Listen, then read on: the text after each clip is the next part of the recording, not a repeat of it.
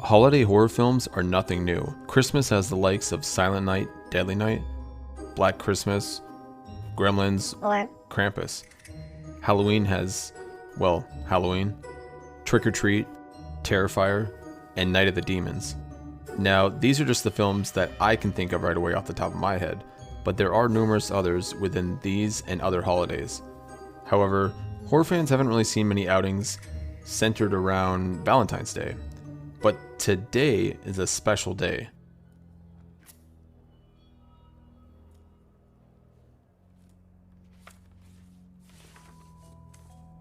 Journey of love is an arduous trek. My love grows for you as you bleed from your neck.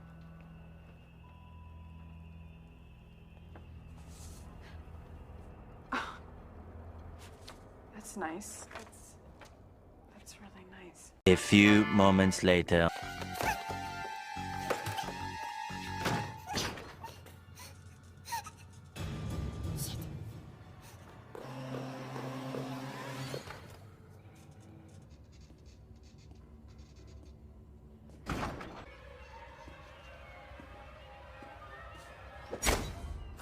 So sit back and get ready for heartbreak with this review of the 2001 slasher, Valentine.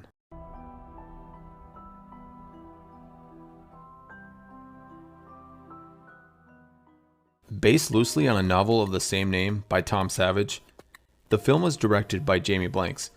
Now, this is a name you might not recognize, but he did helm another slasher film, 1998's Urban Legend, which I personally quite enjoyed, and I'm even thinking about making a video on it later on down the road. But, you know, let me know what your thoughts are. If you'd be interested in that, just let me know down in the comments.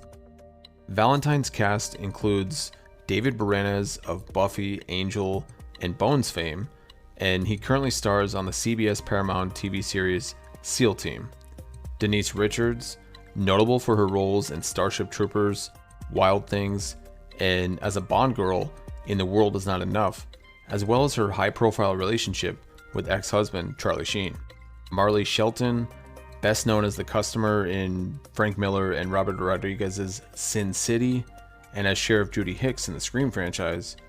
And also Katherine Heigl, famous for her portrayal of Dr. Izzy Stevens in the early years of Grey's Anatomy, along with numerous movie roles in films such as 27 Dresses, The Ugly Truth, and Knocked Up.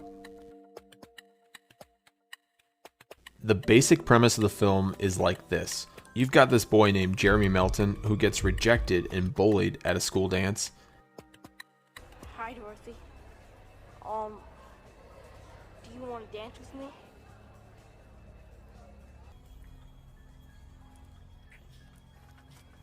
Thick and thin, getting it on. Oh, that's nasty. You like it, Buffalo? Getting hot? Stop it! Get away from me! Is pervert at it again?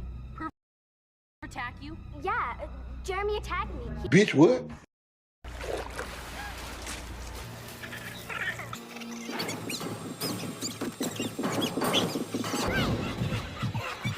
Then, many years later, a Cupid mask-wearing killer who moves around, much like Michael Myers, appears and starts picking off that same group of female friends.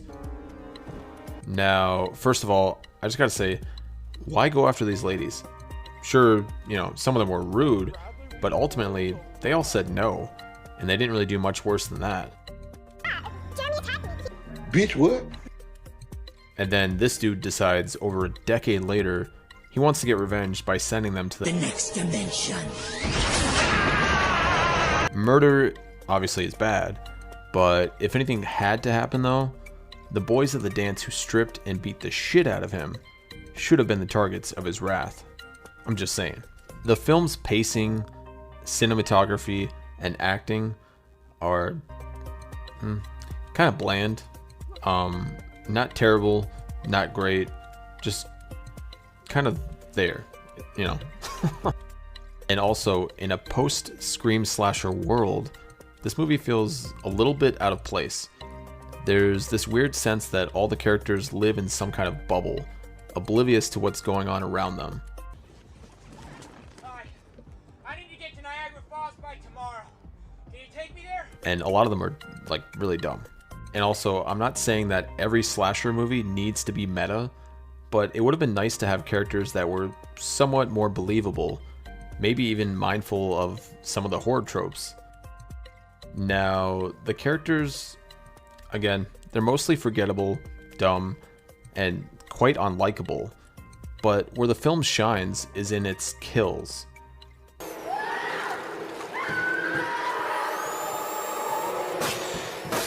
The slashing, however, is mostly second fiddle to their love lives, causing it to almost border on being more of a romantic comedy gone wrong than a full-blown slasher. In fact, a decent amount of time is spent showing us their failed relationships. Well, the problem is you turned out to be a cheap, hypocritical sleazeball. Yeah, but you knew that. Or lack thereof. Jason looks for an attractive young woman because he wants healthy children. And a young woman, like yourself, looks for a successful man like Jason. The film tackles themes of peer pressure, self-esteem, alcoholism, and fat shaming. Awkward dates and auxiliary casualties aside, going back to the main kills, I really enjoyed how they were all connected to the start of the film. What I mean by that is all the friends die very similar to how they told Jeremy Melton no back at the dance. The best of these, in my opinion, is Lily, who said, "Ew." She later takes a bite from a box of chocolates, only to discover they're infested with maggots.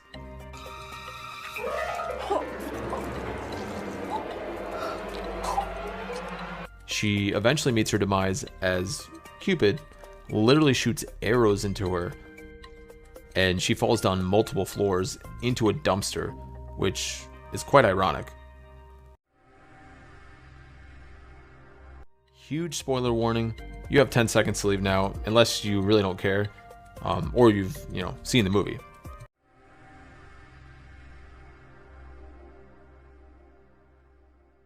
The killer is none other than Angel. I watched a lot of Buffy the Vampire Slayer and Angel back in the day.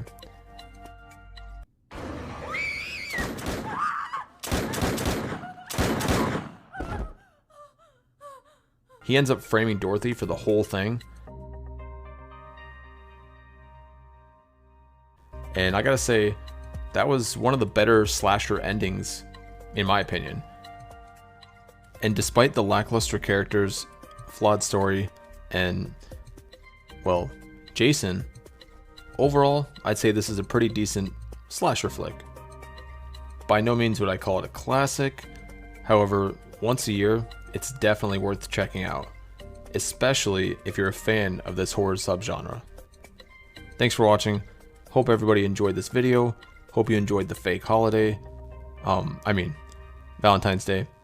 And if you're not already subscribed, consider doing so because I've got some big things in store for horror and nostalgia content.